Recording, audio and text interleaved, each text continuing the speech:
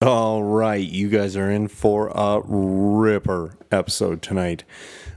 It's definitely going to end with my fucking feelings hurt. Maybe yours too. We're not going to jump right in. I got a couple admin items to address here, all of which I forget now. Wouldn't be dumber every day if I didn't literally start the episode watching my train of thought leave the fucking station. Boy, howdy. The reports are in from all one friend who's actually gone and listened to the episode. There she is texting me right now. Still don't have a name for her. She's the friend from the way back. I meant to ask her if she had a fun nickname for herself.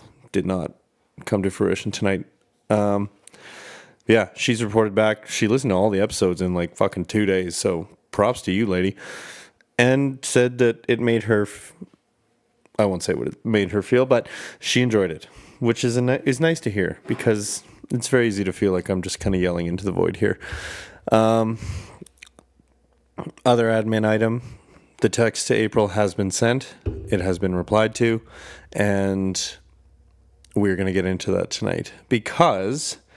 Oh, and also, if you're a music fan, Demon Hunter's got a new single out that absolutely fucking slaps. So go check that out. Other than that, not much has happened. I know this is like the longest break between episodes I've had since I started. So how much can really have happened in a day? Ruth continues to encourage me. Thank you, Ruth. We really appreciate it. Even if I don't feel that I'm any closer to coming back to the faith, and probably should after tonight's episode. But Ruth says she's going to listen to this, and I have warned her repeatedly, like, not safe for work, Ruth, not safe for work, lots of bad words, my life's a fucking mess.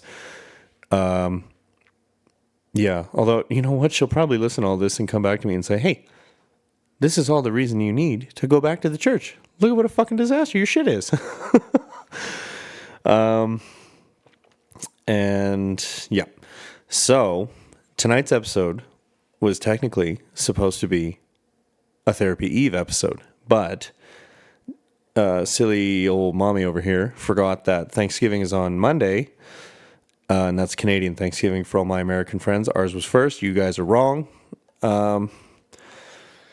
So I had my therapy scheduled at the exact same time as my Thanksgiving dinner. So therapy has been rescheduled, but the homework was done. So Jilly really is kind of forcing me to deal with something here. And at the end of the episode, like, we're going to circle back because there has been some developments with April since the last time we spoke, y'all. So my head is kind of shock horror. I'm wishy-washy. My head's kind of shifted on this, but also, is it really that surprising? Because I've honestly spent pretty well every waking moment thinking about her this week. So we've kind of run the gamut here on the 5 stages. It's one of those, guys. It's one of those episodes. We've run the gamut here on the 5 stages of grief, it kind of feels like. So at the end, we'll circle back and I'll kind of lay out what's on my mind and probably what I'm going to do tonight. Not to sound ominous, it's nothing bad, but... Oh, and also, that was the other admin item. The lawyer has crawled out of the woodwork here, left me on red for a fucking day, and then just mysteriously messaged me this morning and said, sorry, I've been really busy, have a happy Thanksgiving. So, don't really have high hopes for that one because, you know, I did have the conversation with her on the first date about how absolutely important and critical good open communication is with me. So for you to fall off the face of the earth for an entire day is kind of not acceptable and not in line with what I told you. So, but shout out to Jilly because water off a duck's back. Mommy didn't even give a fuck beyond being mildly annoyed. So dating sucks. It's real hard out there for a pimp. I ain't no pimp, but it's tough out there. These girls are difficult, and you know what? Talking to the friend from way back, these men are difficult too. So it sounds like everybody's being difficult to everybody else, and we should all just be nicer. So The homework for this week, and it sounds simple, but Jilly's really kicking the difficulty up a notch here because I made the mistake of mentioning at the end of our session that I had been thinking about April. And Jilly pounced. She pounced like some kind of animal on some kind of meat. But she'd been waiting, I think, for an opening to force me to talk about April and the breakup. And I gave it to her like a fucking fool. I should have just shut my goddamn mouth. So this week's homework was April. That was it. That was the whole assignment. And I mentioned this actually on the therapy episode on Monday, Tuesday. Oh, listen to me wheeze like Darth Vader. And when I asked for clarification, Jilly just said, whatever comes to mind, good, bad, give me stream of consciousness about April. So that's what we did. It was a tough to sit down and write it. I'm sure it'll be tough to sit down and read it out loud. And I'm sure it'll be tough to listen back to. But I will be very happy because like I said the other day, we're approaching an ending. And honestly, where my head's at right now, I couldn't be more grateful that the ending is coming because, well, y'all will see at the end of the homework and the end of the episode, if I have time, we'll run through some thoughts. I do have them occasionally, but we are going to take by we, I mean me. Oh, fuck. I'm so foul. I'm so sorry to everyone who listens to this and just has to listen to me fart and snort and burp and cough like some fucking corpse. But yeah, quick break for mommy here, and then we will be right back with the homework and the sadness and the anger. So look forward to that. All right, senoritas, mommy has returned, and we are ready to dig into this. So this is more personal, I think, than I've kind of gotten. You kind of saw a little bit of it in episode 11 or 12 there, where I got a little bit spicy about April. This is a lot spicy. So I don't know. We're just kind of going to take it by ear here. Maybe I'll add some commentary as I read through this. Maybe I won't. But yeah, strap in. A little nervous, especially now that I know that there's people that know me listening to this. So for all y'all, if you know me in real life, no, you fucking don't, and don't bring this up. And this is why I refuse to send the podcast to the Riz Lord. Here we go. Well, here we go. The big bad April, finally dealing with her. I have many thoughts about this, and there's been some developments since we had the October 3rd session. I ended up reaching out to her, so that was interesting. She seems open to meeting and having a conversation, but after hearing back from her, I kind of don't want to talk to her now, which is very odd. So I wasn't sure how to write this, honestly, because obviously I have many, many thoughts about April, as one who's been dumped often does and maintains feelings. So it started out kind of like the homework normally does, where it's mostly just kind of like a letter to Jilly, and we're just kind of talking about this, that, and the other, and blah, blah, blah, blah, blah. But this kind of morphed into a letter to April about halfway through this next paragraph. So we'll dive back in here. We start with the good. But before we get to that, I suppose we should go over some of the stuff that's been on my mind about her being April. I've obviously been thinking about her and missing her very much. Trying to date has really brought this into sharp focus because I can't help but compare every first date to ours and compare every girl to her. I think I might have really loved her or something close to it. She really made me feel safe and gave me a place to be vulnerable and express the softer side of myself, something I've never really had before. Being with her really felt like being home, like she was the person I've been waiting for all this time. Okay, we're going to break here for a second because we talked about this in a previous episode. And this is very true. Being with April was like coming home when it was good. And I really reacted to her, for lack of a better term, like soul, aura, whatever you want to believe in. It just made me sing inside the way we kind of connected. So that's kind of what I mean by that. Like, it really was like coming home and feeling safe and feeling at peace. Just to give a little bit of contextual backstory to my tragic fucking breakup here. Was the person I'd been waiting for all this time. When it was good, it was so good, and I never wanted to lose that feeling. Obviously, in my effort not to lose it, I brought about the very thing I was trying to prevent, so that's excellent. I just really felt like she understood me right out of the gate, and we had this amazing emotional connection so fast. It was such a whirlwind. It's definitely taught me to guard my heart a little better moving forward. I was much too open with her, revealed too much too fast, and it seems like she used that knowledge to hurt me as much as possible, even if I believe it was unintentional. So, a lot of this we've already talked about on the podcast. So, shout out to the podcast for helping me work through a lot of this shit and making the homework easier. We're going to have to adjust the mic here. The cords are not wanting to play nice tonight. So, that a lot of that you guys have already heard if you've listened to every episode. We've gone through guard your heart, be careful who you trust, be careful how much you reveal until you're sure, kind of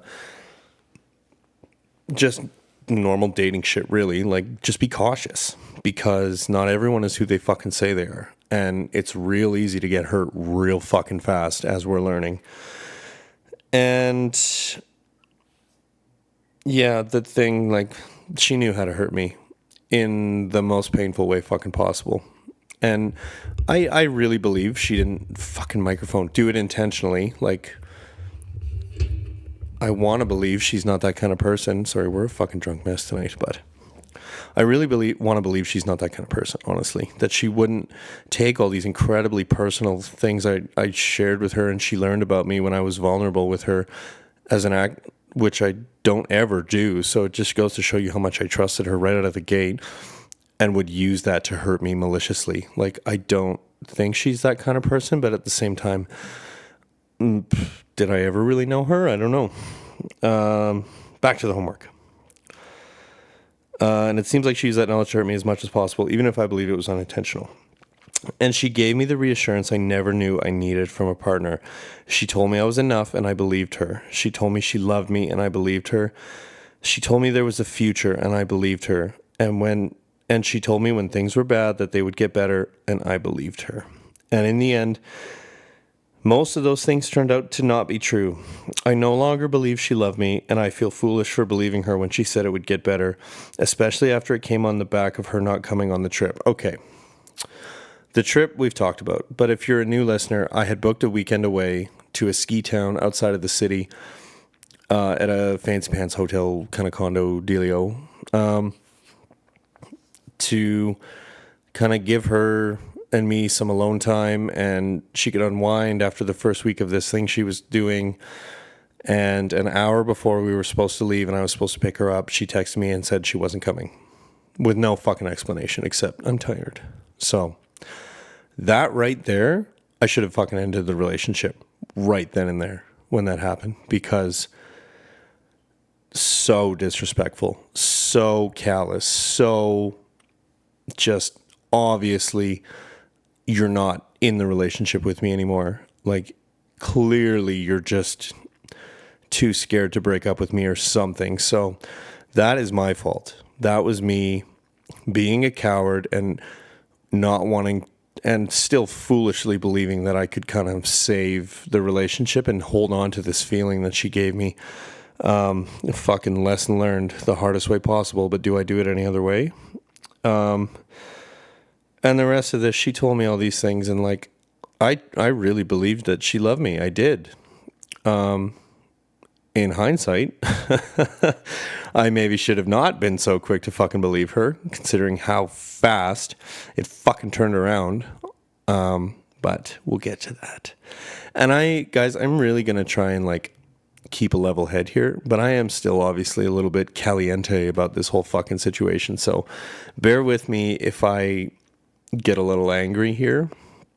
I don't hate women. I don't like none of that shit. It's just this was a shitty breakup, and I'm still not over it. And you guys just kind of get the up close and personal look at the fucking mess and the damage that's left behind, and what remains when somebody kind of tears their way out of your life the most destructive way possible. So, to be honest, I don't really know what to believe about her anymore. She's very obviously keeping tabs on me, as we've discovered throughout this week, but she's so short and rude with me when I messaged her. So why the stalking, April? Why so interested in my life? Curious to see what I've become without you? Curious to see if I'm doing the work you told me I needed to do? Shock horror, I have been. And it's made me see how absolutely unacceptable the way you treated me was, made me see what cowards we both were for letting that second month happen, and made me see how much I was relying on you for validation, but never fucking again. Even with all the hurt and confusion and pain you caused and the damage you did on your way out, you did manage to teach me a few fucking things. So there's that anger we're talking about, because some of that wasn't written down, but we've talked about this. The tabs she's keeping on me through Snapchat.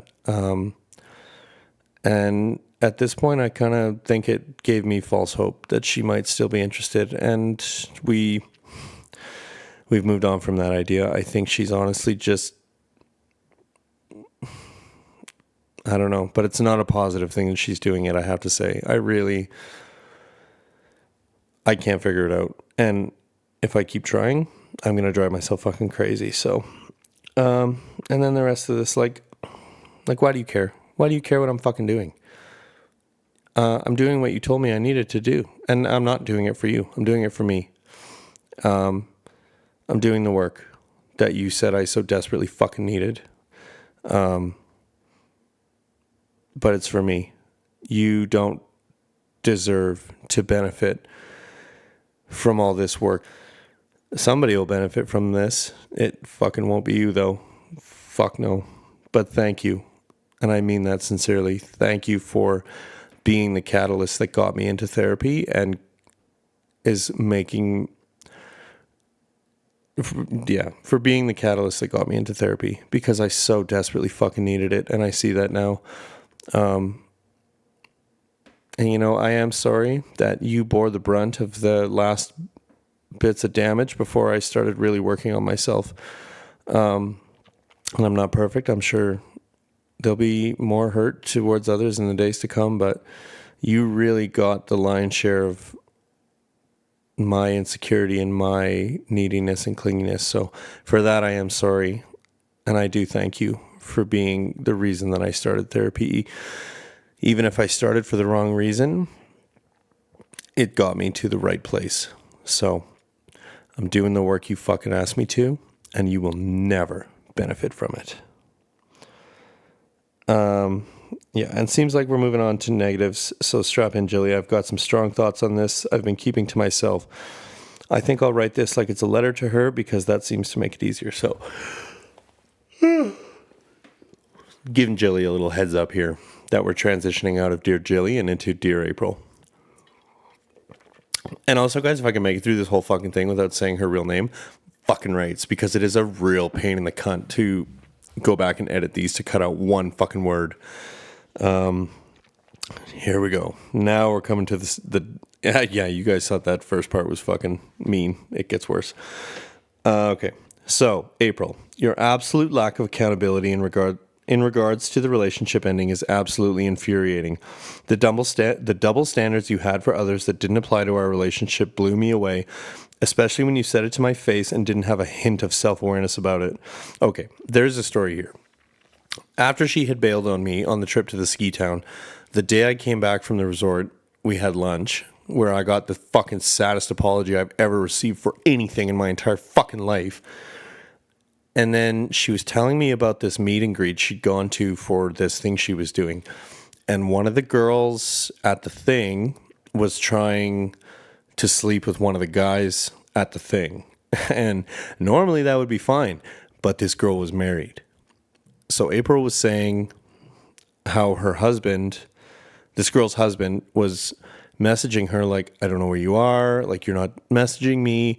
This is fucking bullshit. Like, you need to be talking to me. I need to know where you are, basically.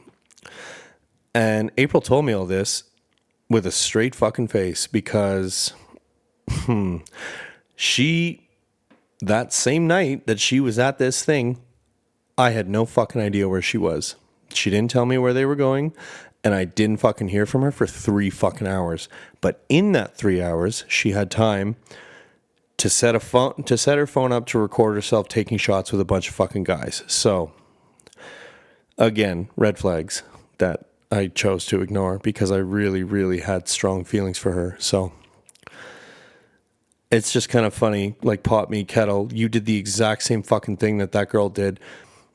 And also the other fucked up part of that is I spent that whole weekend at the resort alone and barely fucking heard from her. And then when I came back, I find out she spent half a night one night helping some random guy on Snapchat that she didn't even fucking know. And she couldn't even be bothered to text me back or call me or even fucking apologize for the way she had treated me. So again, red flags. I was in a field of them with my rose-colored glasses on, happy as a pig in shit. So lesson learned. Where were we? The fact that you laid the blame at my feet like my behavior wasn't a reaction to your absolute piss-poor treatment of me is astounding. And the fact that you would be so rude to me when I reach out just baffles me. How are you going to have an attitude with me when you're the one that ended things and spent 4 weeks treating me like absolute garbage and stringing me along? You told me you love me, and within a week were treating me worse than anyone ever fucking has. And we've talked about this before, podcast audience. The part that sticks with me, though, is you told me at the beginning that there was no worse feeling than feeling completely alone in a relationship, and yet you spent 4 weeks making me feel exactly that way. If you'd had an ounce of the love you professed for me, you wouldn't have let it go on for as long as you did. That said, if I'd had an ounce of self-fucking-respect, I wouldn't have allowed myself to be treated like that. And I wouldn't have been such a coward about telling you what was on my mind and how I didn't appreciate a lot of your behaviors towards me. So neither of us are perfect, and I'm not laying all the blame at your feet. I know my part in the relationship ending, and I know how I acted. But know this, when I said I loved you, I meant it. When I talked about our future and what I wanted from it, I meant every fucking word. I'd have followed you all over this country to support your dream. I would have done any damn thing you asked because I truly thought you were my person. So I guess I can say thank you for the lesson you taught me about trust and falling too hard too fast. So a lot of this we've talked about already. She told me she loved me. And within a week, within a fucking week, told me at the beginning, there's no worse feeling than feeling alone in a relationship with someone who's supposed to love you. Within 5 weeks, I had never felt so fucking alone in a relationship. And I was with someone for 9 years who I couldn't truly be myself with. So what does that fucking tell you? And this is why I think, she really didn't love me. Because if she had, there's no fucking way she would have treated me like this. Because even in the worst days with January, I never would have made her feel this way. Because I did love her. And I did, and I think part of me still might love April. So it's a strange thing, isn't it, to kind of look back at it like this. And then, you can't blame it all on her, though, because I definitely played my half of the part. I let myself get treated like this. I can get mad at her for treating me the way she did till the fucking cows come home. But she's only half the dance team. I could have easily said, I will not fucking be walked all over like this. I will not be disrespected like this. I will not be made to feel insignificant like this. You either want to be with me or you don't. Make your fucking mind up. But I was so scared to lose her that I let a lot of this go on for way too long. And I played my part. I was incredibly needy. I was incredibly clingy. I overwhelmed her constantly with my need for reassurance. And making sure that we were okay and that she still loved me. And like, yeah, I was not perfect either, man. Like, it is not all her. And I don't want anybody to walk away from listening to this episode think I'm sitting here saying I'm so fucking perfect and I'm the victim here, because we're both the fucking victims. I think neither of us were really ready to be in this kind of relationship yet. And we both walked away. And I don't mean this as like a negative, but I like to think she got hurt. I have no fucking idea. But I got fucking destroyed by her and the ending of this relationship. I was ground zero to a fucking nuclear bomb going off. It felt like in the early days. So, and then, yeah, just lessons learned from dating, right? Like, just, we've talked about it. Guard your fucking heart and be sure, because I never want to feel like this again. And I never want to let somebody in like this again and have them use it against me, inadvertently or not. So, and then we get to the end here. Last paragraph. This is very depressing, isn't it, guys? Welcome to the fucking podcast where I'm going to bring it down. I swear the next episode I'll get fucking right shit-faced and we can tell some funny yarns if I can think of any. Dial in the Devastator, tell him to tell me some stories from when we were out of town. Okay. And now we come to where we're at currently. Right now, the ball is in your court, waiting to hear when you're available, when you can make time for little old me. And you won't, because I've figured you out by now. For all the tough talk, you won't have the hard conversation. The way you ended things taught me that. Funny how you can say you love me, but can't muster up the courage or the integrity to break up with me face to face. But I digress. I take back what I said. I don't want to catch up. What I'm really looking for is closure, and I won't get it from you. It'll have to come from within. And even with all that shit said, I still have feelings for you. And I'd try again in a heartbeat if you were open to it. But I can't hang on to this idea of you, hoping you come back around, so I have to let you go.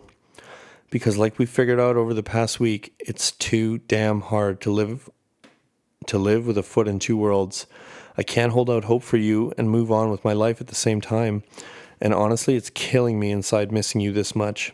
So I choose to move on. Even if you didn't by the end, I respect myself too much to let you... I respect myself too much to let myself ever be treated that way again. But fuck will I miss you. Thank you for teaching me what I won't tolerate, what I truly need from a relationship, and for showing me where I'm weakest and what I need to work on the most. So some good did come out of this, even if it wasn't the good I'd hoped for. Foolishly, I still love you, and I hate that I do. Very dramatic. I put my dramatic voice on. So yeah, that is the end of that. And again, a lot of this we've spoken about. I worked a lot of this out on the podcast this week. So you guys know a lot of this. Jilly doesn't, because I've thought about it, and as much as I would love to send Jilly the link to the podcast, I feel like that's just asking her to do free work for me. And that's not really fair to her. So if she ever asked, I'd send it to her, but I'm not going to offer it up because that's just more work for Jilly, and she works really hard. So I'll keep the work for her to what I pay her for. So anyway, so now we come to the end here. And I bet you a lot of you can kind of resonate with that last sentence. Like, fuck, I still love you, and I fucking hate that I do. And it's funny, I never kind of really went through this with January. That's funny, I never thought about that. Anyway, so I texted her the other day. Kept it low-key. Didn't want to look too needy. Didn't want it to look like I was still the same old clingy piece of shit that she had come to despise. So I sent her a text. I said, hello, senorita. I've been thinking about you, wondering how you're doing. Do you want to catch up sometime? She replied, okay. That's it. I persevered. Texted her back, coolio. Want to grab coffee sometime? She replied, sure. Still I persevered. She's working. She can't text. So I said, what did I say? Sorry, guys. This is real fucking... I said, cool. Whenever works for you, my schedule is flexible. And then I didn't hear anything. And then I started thinking about it. And I thought to myself, I didn't really feel what I thought I'd feel when she replied. I thought I'd be overjoyed to see the delivered pop up when I sent the text, and I thought I'd be overjoyed to know that she replied, and I thought I'd be so happy to know that she was still willing to talk to me, and I didn't feel any of that. I felt nothing. And then I started thinking about it, and I started to feel disrespected that she would fucking talk to me like that when she's the one that ended things and she treated me the way she did. And the more I thought about it, the more I kind of was like, I don't really need to see you, because what I'm looking for, like I said in the homework, what I'm looking for, you can't give me. I'm looking for closure, and I somehow won't find it from you, which is really, really upsetting. And the other thing that's stuck in my craw is what I said on the podcast the other day. If I don't know how you fucking feel about me, that is answer enough. If you can't show me how you feel about me and I have no idea, that's my fucking answer. That's how you feel about me. You don't. So for all the brain power I wasted on trying to figure out why she's fucking stalking me, I have to stop saying stalking. It's not stalking. She's keeping tabs on me. But for all the brain power I wasted on that, doesn't fucking matter. Doesn't matter why she's keeping tabs on me. I don't give a fuck. I don't need to know. Because her actions and the way she treated me speaks louder than any words she could ever fucking say to me. And yeah, we've really like speed run the 5 stages of grief here this week a little bit, because now I'm kind of like, I'm not going to get closure from you. As badly as I want it, it can't come from you because you fucking can't give it to me. And it's just going to end up with me more fucking hurt. So what's the point? Why even fucking bother? Why even put myself in that position? So I think I know what we have to do here, and it's going to fucking blow because I hate doing this, but I'm going to send her another message, and it's going to basically boil down to, you know what? I think I'll just save us the gas and coffee money here. I was looking for closure from you, and you can't give it to me. I still have feelings for you somehow.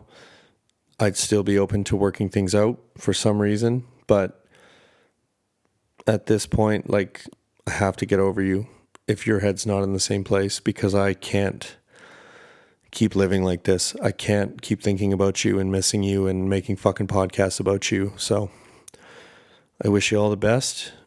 If, you know, the feelings are gone, and thanks for everything. And then probably throw in at the end. And just in case you're wondering, I'm not trying to cheat on some poor bird named April. April is your pseudonym on the podcast. And leave it there. But yeah. You know, it really, really fucking sucks. And it was a lot of real fucking painful lessons to learn. And I wish I hadn't had to learn them this way. And I really wish the universe or God or whatever you believe, I really wish they would stop sending me people or character development disguised as fucking people, because I'm really tired of it, honestly. And then this is why it's not going to happen. I just want to meet my person so bad and never have to worry about dating again. Because dating fucking blows. It really does. I've been talking about this with the old friend, and she's going through the same shit. Just dating apps fucking suck. People suck, and you try and believe the best of them, and they just constantly show you that, like, they're just not. So, you know, And all of that said, I don't want anyone to think that April is some fucking villain here. Like I don't want anyone to think she did this maliciously. I really believe she did care for me in the beginning. She did show me.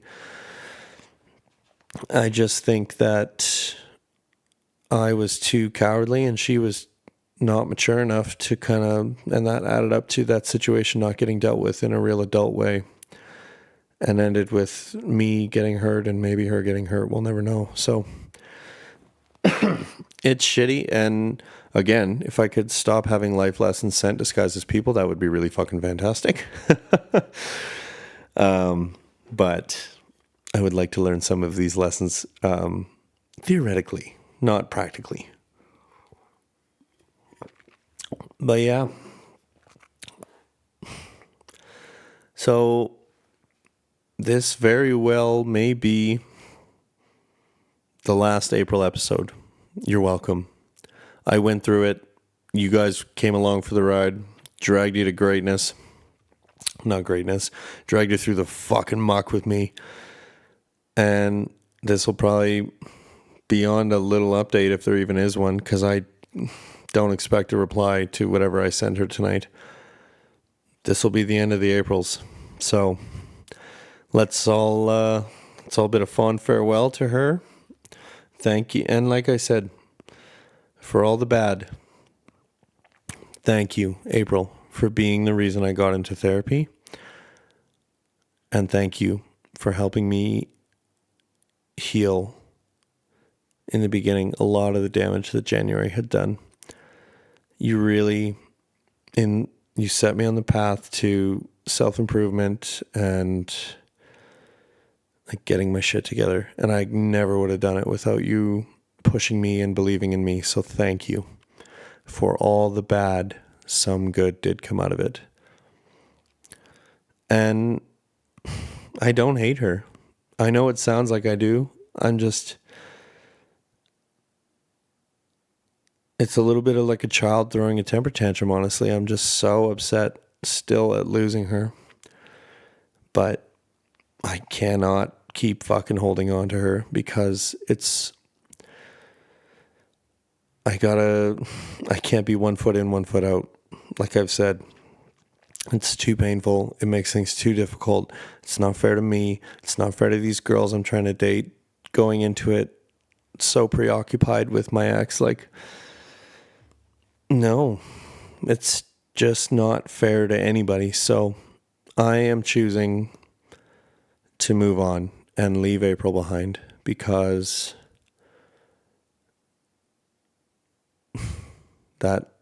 that's the only option, really. What am I going to sit around and wait for her to maybe realize that she wants to try? Like, no, fuck no.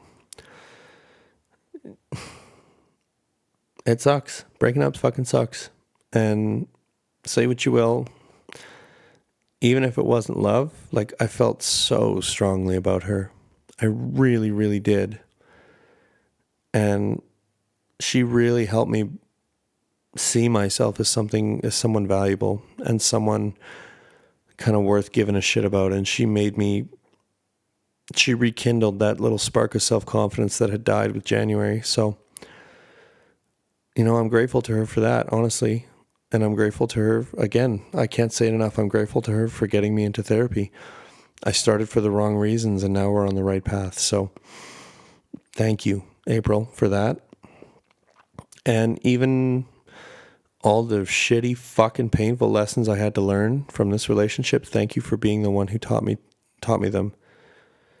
Because when it was good, it was the best relationship I'd ever been in. And that is the standard I'll hold all future partners to. Is, do you make me feel like April did in the beginning? So, a bit of a depressing one, a little bit serious. Not a lot of laughs today. But hopefully that is the end of April's saga. And we can all move on with our lives. And then eventually I can come back on here and tell you about some new girl we'll call June or February or August or July, because so far none of these girls have deserved a month since April, and May didn't even deserve the month she got, but yeah, the lawyer doesn't get a month. Yeah, dating fucking sucks. That should really, somebody Photoshop that over the goat. Dating fucking sucks. Dumber every day. So yeah, thanks for coming along for the ride here. Really, really fucking exposing myself on this one, but you know what? I'm past giving a fuck. I really couldn't give a fuck anymore. What any of y'all think of me, and honestly, I really couldn't give a fuck if anybody in my life hears this, except for the young buck for some reason. That one's really crawled up my ass. If the young buck heard this, I think I'd kill myself. Not literally. Jilly, if you hear this, I'm joking. It's all a joke. But yeah, the more I do it, the less I care kind of what people in my life think. I'm a fucking mess, and at least I'm willing to admit it very publicly. I am a hot fucking mess, and we're working on it. And every day we're a little bit better than the day before. So there you go. Lesson learned. I made contact with April, and it didn't ruin my long weekend. Played a fuckload of Starfield today. It was great. Had a great time at church. Yeah. So, you know what? Kind of a bummer ending. Sorry, guys. The next one, I'll try and make a little more fun. I'll get a little more drunk just for y'all on tomorrow's episode. Maybe, I don't know, I'll be full of turkey tomorrow because we're doing dinner. So until the next episode, thanks for sticking with me through this April fucking mess. I hope any Canadians in my audience have a great fucking Thanksgiving. If you're doing your dinner today or on Sunday, hope it was great and you're full of turkey and having just the best sleep. And if you're like me and doing it on Monday, fuck, buddy, I cannot wait for that turkey. So until the next episode, you mob keep fucking... Nope, that's not my tagline. You mob be good, make good choices, don't do anything I wouldn't do, and I will catch you guys in the next episode. Hooroo.